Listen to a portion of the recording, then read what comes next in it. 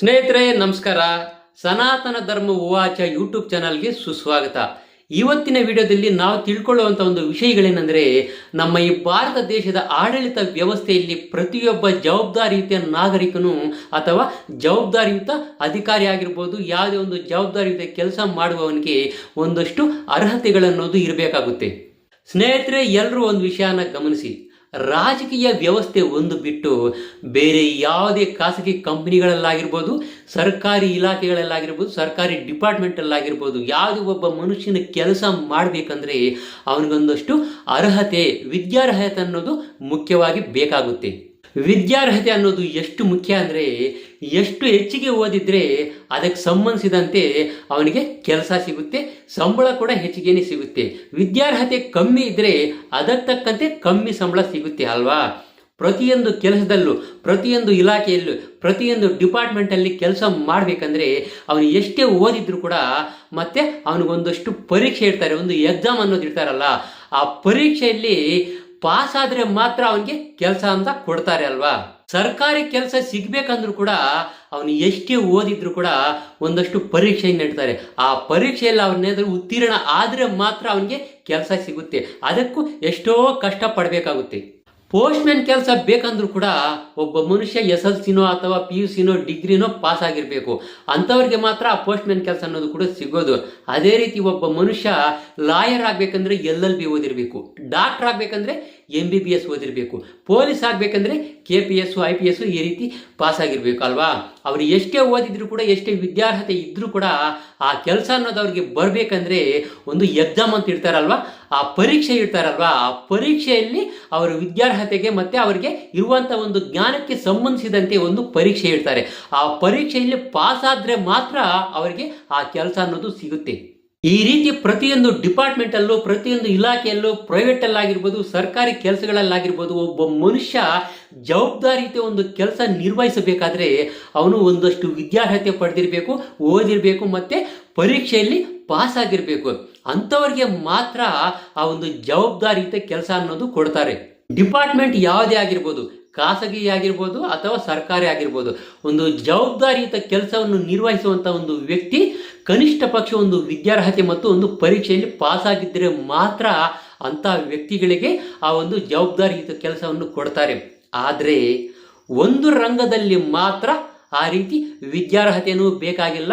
ಆ ಒಂದು ಜವಾಬ್ದಾರಿಯುತ ಕೆಲಸ ನಿರ್ವಹಿಸುವಂಥ ಆ ಒಂದು ವ್ಯಕ್ತಿಗೆ ಯಾವುದೇ ರೀತಿ ಪರೀಕ್ಷೆ ಕೂಡ ಬೇಕಾಗಿಲ್ಲ, ಅವಶ್ಯಕತೆ ಇಲ್ಲ. ಅಂತಹ ರಂಗ ಯಾವುದು? ಇನ್ಯಾವುದು?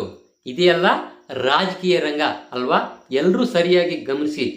ಗ್ರಾಮ ಪಂಚಾಯಿತಿ ಅಧ್ಯಕ್ಷನಿಂದ ಹಿಡಿದು MLA, MP, CM, PM ಇದೆಲ್ಲದಕ್ಕೂ ಕೂಡ ಒಂದು ಜವಾಬ್ದಾರಿಯುತ ಒಂದು ಕೆಲಸ ಅಲ್ವಾ. ಜನನಾಯಕರು ಇವರೆಲ್ಲರೂ ಕೂಡ ಅಧಿಕಾರಕ್ಕೆ ಬರಬೇಕಂದ್ರೆ ಅವರು ಒಂದು ಜವಾಬ್ದಾರಿಯುತ ಒಂದು ಕೆಲಸವನ್ನು ನಿರ್ವಹಿಸಬೇಕಾದ್ರೆ ಅವ್ರಿಗೆ ಯಾವುದೇ ರೀತಿ ವಿದ್ಯಾರ್ಹತೆ ಬೇಕಾಗಿಲ್ಲ, ಯಾವುದೇ ರೀತಿಯ ಪರೀಕ್ಷೆ ಅನ್ನೋದು ಅವರು ಬರೆಯಂಗಿಲ್ಲ ಅಲ್ವಾ. ಒಂದು ಜವಾಬ್ದಾರಿಯುತ ಕೆಲಸವನ್ನು ನಿರ್ವಹಿಸುವಂಥ ಜನನಾಯಕನು ಅಧಿಕಾರಕ್ಕೆ ಬರಬೇಕಾದ್ರೆ ಅವನಿಗೆ ವಿದ್ಯಾರ್ಹತೆ ಬೇಕಾಗಿಲ್ಲ, ಪರೀಕ್ಷೆ ಬರೆಯುವಂಥ ಒಂದು ಅವಶ್ಯಕತೆ ಕೂಡ ಇರೋದಿಲ್ಲ.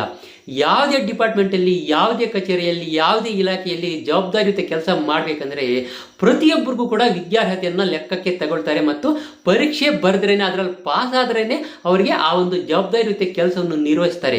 ಅದು ಆ ಲೆಕ್ಕ. ಆದರೆ ರಾಜಕೀಯ ರಂಗದಲ್ಲಿ ಈ ರೀತಿಯ ಒಂದು ವಿದ್ಯಾರ್ಹತೆ ಕೂಡ ಬೇಕಾಗಿಲ್ಲ, ಯಾವುದೇ ರೀತಿಯ ಪರೀಕ್ಷೆ ಕೂಡ ಬರೆಯುವಂಥ ಒಂದು ಅವಶ್ಯಕತೆ ಇರೋದಿಲ್ಲ. ಇಲ್ಲಿ ಏನು ಬೇಕು? ಜನಬಲ ಮತ್ತೆ ಧನಬಲ, ಈ ಎರಡೂ ಇದ್ರೆ ಸಾಕು, ಅಧಿಕಾರಕ್ಕೆ ಬರ್ಬೋದು. ಜನನಾಯಕನು ಆಗಲು ಬಯಸುವಂಥ ಒಬ್ಬ ವ್ಯಕ್ತಿ ಯಾವ ರೀತಿ ಇರ್ತಾನೆ, ಅವನು ಏನು ಓದಿದ್ದಾನೆ, ಅವನ ನಡತೆ ಯಾವ ರೀತಿ ಇದೆ, ಅವನ ಕ್ಯಾರೆಕ್ಟರ್ ಯಾವ ರೀತಿ ಇದೆ, ಅವನ ಬ್ಯಾಕ್ಗ್ರೌಂಡ್ ಯಾವ ರೀತಿ ಇದೆ, ಆ ಅಧಿಕಾರಕ್ಕೆ ಬರೋಕ್ಕೂ ಮುಂಚೆ ಅವನ ಹಿಂದಿನ ಕೆಲಸಗಳು ಯಾವ ರೀತಿ ಮಾಡಿದ್ದಾನೆ, ಏನೇನು ಮಾಡಿದ್ದಾನೆ, ಇದ್ಯಾವುದು ಲೆಕ್ಕಕ್ಕೆ ತಗೊಳ್ಳೋದಿಲ್ಲ. ಅವನ ಹತ್ರ ಹಣ ಇದೆಯಾ, ಹಣಬಲ ಇದೆಯಾ, ಜನಬಲ ಇದೆಯಾ, ಈ ಎರಡು ಇದ್ದರೆ ಸಾಕು, ಅಧಿಕಾರಕ್ಕೆ ಬರ್ಬೋದು.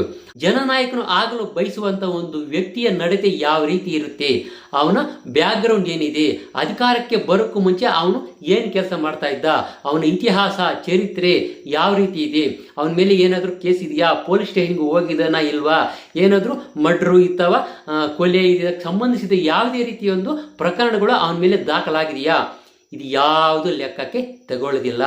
ಏನೇ ಮಾಡಿದ್ರು, ಎಷ್ಟೇ ಕೇಸ್ಗಳಿದ್ರೂ, ಎಷ್ಟೇ ಕಚಡ ಕೆಲಸಗಳು ಮಾಡಿದ್ರೂ ಕೂಡ ಅದನ್ಯಾವುದು ಲೆಕ್ಕಕ್ಕೆ ತಗೊಳ್ಳೋದಿಲ್ಲ. ಹಣ, ಜನ ಈ ಎರಡು ಇದ್ದರೆ ಸಾಕು, ಆರಾಮಾಗಿ ಅಧಿಕಾರಕ್ಕೆ ಬರ್ಬೋದು. ಸ್ನೇಹಿತರೆ, ಸರಿಯಾಗಿ ಗಮನಿಸಿ, ಜನರನ್ನು ಆಳುವಂಥ ಒಬ್ಬ ಜನನಾಯಕನು ಯಾವ ರೀತಿ ಇರಬೇಕು, ಅವನ ನಡತೆ ಯಾವ ರೀತಿ ಇರಬೇಕು, ಅವನ ಗುಣ ಯಾವ ರೀತಿ ಇರಬೇಕು, ಸರಿಯಾಗಿ ಯೋಚನೆ ಮಾಡಿ ಸ್ನೇಹಿತರೆ.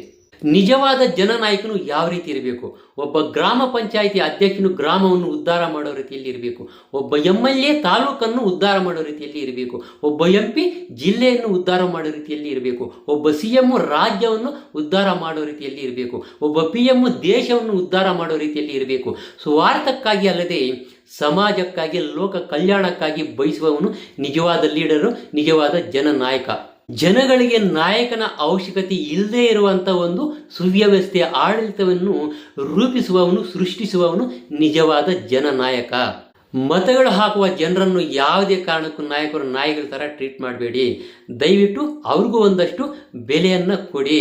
ಮತಗಳಿಲ್ಲ ಅಂದರೆ ನೀವು ಗೆಲ್ಲೋದಿಲ್ಲ, ಮತ್ತು ನಾಯಕರಾಗೋದಕ್ಕೂ ಕೂಡ ಅವಕಾಶ ಇರೋದಿಲ್ಲ. ದಯವಿಟ್ಟು ಮತಗಳನ್ನು ಹಾಕುವಂಥ ಜನರಿಗೆ ಮರ್ಯಾದೆ ಕೊಡಿ, ಗೌರವ ಕೊಡಿ.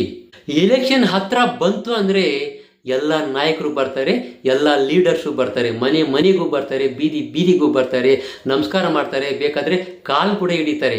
ಆದರೆ ಎಲೆಕ್ಷನ್ ಮುಗಿದ ನಂತರ ನಾವು ಹುಡ್ಕೊಂಡು ಹೋದ್ರೂ ಕೂಡ ಆ ಲೀಡರ್ಸು, ನಾಯಕರು ನಮಗೆ ಸಿಗೋದಿಲ್ಲ. ಅವ್ರನ್ನ ಭೇಟಿ ಮಾಡಬೇಕಂದ್ರೆ ಅಪಾಯಿಂಟ್ಮೆಂಟ್ ತಗೊಂಡಿರಬೇಕು. ಅಪಾಯಿಂಟ್ಮೆಂಟ್ ಇಲ್ಲ ಅಂದರೆ ಅವ್ರನ್ನ ನೋಡೋದಕ್ಕೂ ಕೂಡ ಆಗೋದಿಲ್ಲ. ಅದು ಎಷ್ಟೋ ದಿನಗಳು ವೆಯ್ಟ್ ಮಾಡಬೇಕು. ದಯವಿಟ್ಟು ಈ ರೀತಿ ಜನರಿಗೆ ಕಷ್ಟ ಕೊಡಬೇಡಿ. ಎಲ್ಲರೂ ಜನನಾಯಕರಾಗೋದಕ್ಕೆ ಸಾಧ್ಯ ಇಲ್ಲ. ಯಾವುದೋ ಜನ್ಮದಲ್ಲಿ ಏನೋ ಒಂದು ಪುಣ್ಯ ಮಾಡಿದರೆ ಮಾತ್ರ ಆ ಪುಣ್ಯದ ಫಲದಿಂದ ಈ ಜನ್ಮದಲ್ಲಿ ನೀವು ಜನನಾಯಕರು ಆಗಿರ್ತಾರೆ. ಅದು ಭಗವಂತನ ಆಶೀರ್ವಾದದಿಂದ.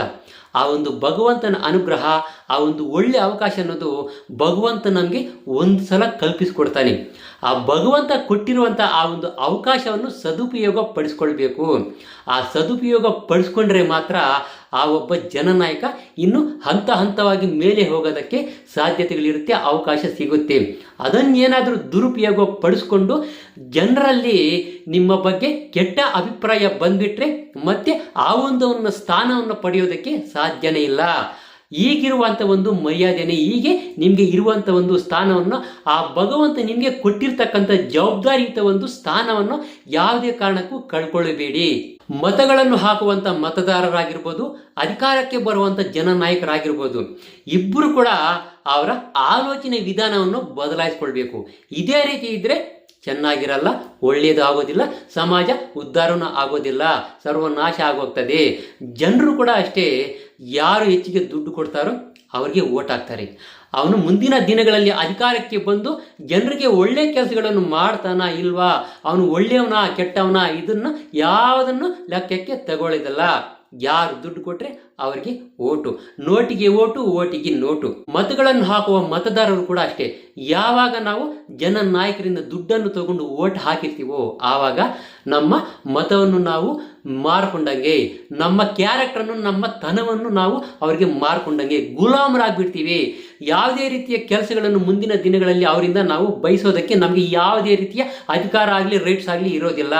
ಅದೇ ದುಡ್ಡು ತಗೊಳ್ದ್ರೆ, ಮತ ಏನಾದರೂ ಓಟ್ ಏನಾದರೂ ಹಾಕಿದ್ರೆ ಮುಂದಿನ ದಿನಗಳಲ್ಲಿ ಈ ರೀತಿಯ ಕೆಲಸಗಳನ್ನು ನಮಗೆ ಮಾಡಿಕೊಡಿ ಅಂತ ಕೇಳೋದಕ್ಕೂ ಕೂಡ ನಮಗೊಂದು ರೈಟ್ಸ್ ಇರುತ್ತೆ, ಅಧಿಕಾರ ಇರುತ್ತೆ. ದಯವಿಟ್ಟು ಎಲ್ಲರೂ ಗಮನಿಸಿ, ಮತದಾರರೇ ಗುಲಾಮರಾಗಬೇಡಿ, ಗುಲಾಮರಾಗಿ ನಿಮ್ಮ ಜೀವನ ಪೂರ್ತಿ ಇರಬೇಡಿ.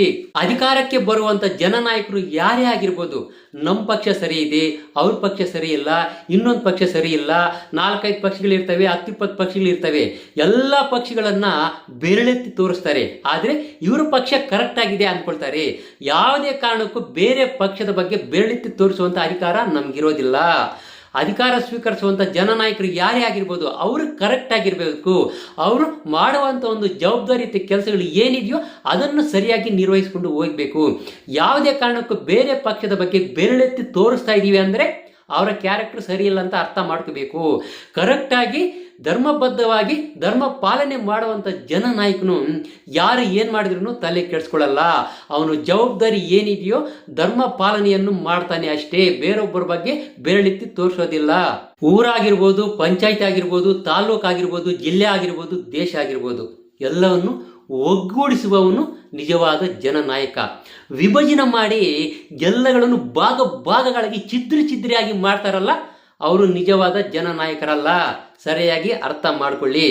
ಆ ದೇಶ ಸರಿ ಇಲ್ಲ, ಈ ದೇಶ ಸರಿ ಇಲ್ಲ, ಪಾಕಿಸ್ತಾನ ನಮಗೆ ವಿರೋಧಿ ದೇಶ, ಆ ದೇಶ ನಮಗೆ ವಿರೋಧಿ ದೇಶ ಅಂತ ಆ ದೇಶಗಳ ಬಗ್ಗೆ ನಾವು ಬೆರಳೆತ್ತಿ ತೋರಿಸಿ ಅವಹೇಳನಕಾರಿಯಾದ ಮಾತುಗಳನ್ನು ಆಡ್ತೀವಿ. ಆದರೆ ನಮ್ಮ ದೇಶದಲ್ಲಿರ್ತಕ್ಕಂಥ ನಾವು ಜನನಾಯಕರು ಸರಿ ಇದ್ದಾರಾ?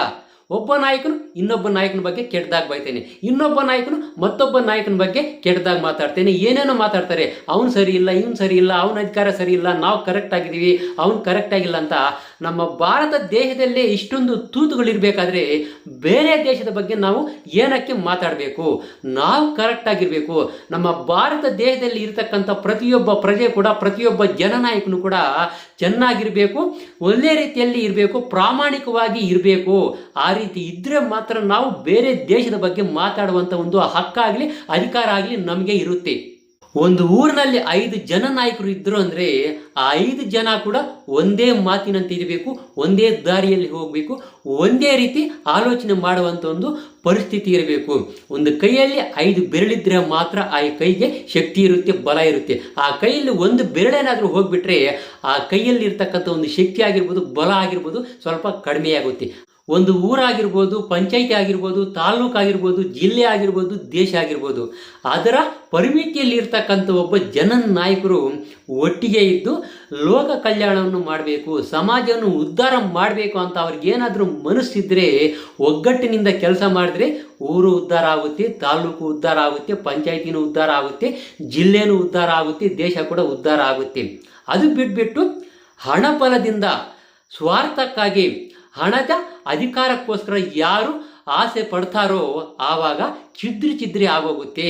ಒಗ್ಗಟ್ಟನ್ನೋದು ಇರೋದಕ್ಕೆ ಸಾಧ್ಯತೆಗಳು ಇರೋದಿಲ್ಲ.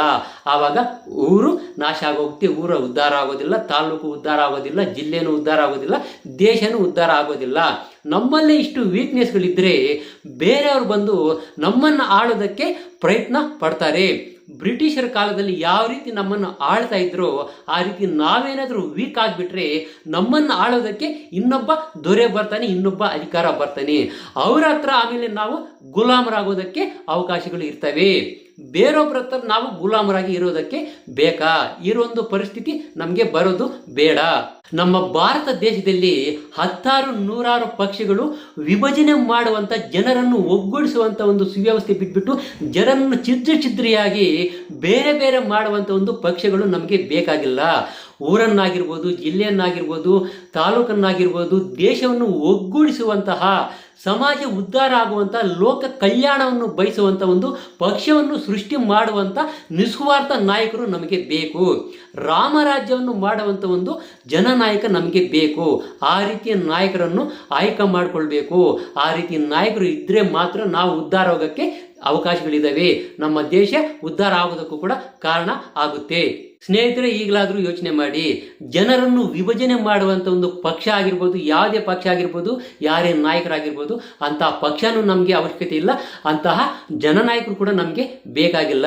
ಜನರನ್ನು ಒಗ್ಗೂಡಿಸಿ ದೇಶವನ್ನು ಅಭಿವೃದ್ಧಿ ಮಾಡುವಂತಹ, ಲೋಕ ಕಲ್ಯಾಣವನ್ನು ಬಯಸುವಂತಹ ಒಬ್ಬ ನಿಸ್ವಾರ್ಥ ನಾಯಕರು ಯಾರಿರ್ತಾರೋ ಅಂಥವ್ರು ಬೇಕು. ಅಂತಹ ನಾಯಕರನ್ನು ಆ ಭಗವಂತನೇ ಕಳಿಸ್ಬೇಕು. ದೇವರೇ, ನೀನೇ ನಮ್ಮ ಕಷ್ಟವನ್ನು ಅರ್ಥ ಮಾಡಿಕೊಂಡು ಜನರನ್ನು ಮತಗಳ ಹೆಸರಿನಲ್ಲಿ, ಜಾತಿಗಳ ಹೆಸರಿನಲ್ಲಿ ವಿಭಜನೆ ಮಾಡಿ ಕಿತ್ತಾಡಿಕೊಳ್ಳುವಂಥ ಒಂದು ವ್ಯವಸ್ಥೆಯನ್ನು, ಆಡಳಿತವನ್ನು ಮಾಡುವಂಥ ಒಂದು ಸ್ವಾರ್ಥ ನಾಯಕರು ನಮಗೆ ಬೇಕಾಗಿಲ್ಲ. ಜನರನ್ನು ಒಗ್ಗೂಡಿಸಿ ಜನರ ಮನಸ್ಥಿತಿಯನ್ನು ಒಂದು ಬದಲಾವಣೆ ಮಾಡಿ ಎಲ್ಲರಲ್ಲೂ ಒಳ್ಳೆಯ ಬುದ್ಧಿಯನ್ನು ಸೃಷ್ಟಿ ಮಾಡುವಂಥ ಒಂದು ನಾಯಕರು, ಜನರನ್ನು ಒಗ್ಗೂಡಿಸುವಂತಹ, ದೇಶವನ್ನು ಒಗ್ಗೂಡಿಸುವಂತಹ, ದೇಶವನ್ನು ಅಭಿವೃದ್ಧಿ ಮಾಡುವಂಥ ಒಬ್ಬ ನಿಸ್ವಾರ್ಥ ನಾಯಕರನ್ನು ನಮಗೋಸ್ಕರ ಕಳಿಸುತ್ತಂದೆ. ನಮ್ಮ ನಮ್ಮ ದೇಶ ಚೆನ್ನಾಗಿರಬೇಕು. ಜೈ ಬೋಲೋ ಭಾರತ್ ಮಾತಾ ಕಿ ಜೈ.